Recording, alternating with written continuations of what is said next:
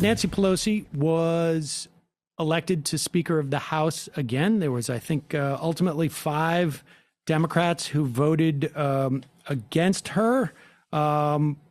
They are sort of so-called frontline Democrats who ultimately held out. Connor Lamb was one of them.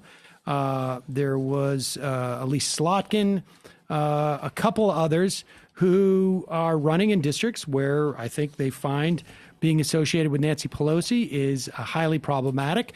There was in the sort of online left, I guess you could call it, a push by some people to get the progressives to hold out their vote in exchange for a vote on Medicare for all. That did not happen. However, apparently what was happening behind the scenes were that the progressives were negotiating and leveraging that vote to get a rollback on PAYGO quickly, because we only have a minute left here.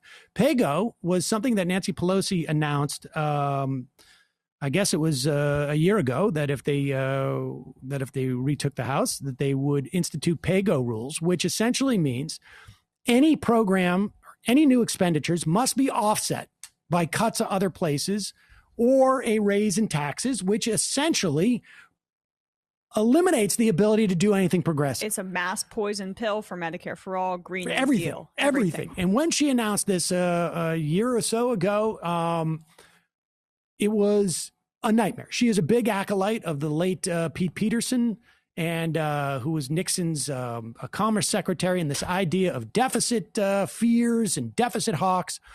It's absurd. We'll get into it more. However, it's part of a deal, apparently, to get progressive votes.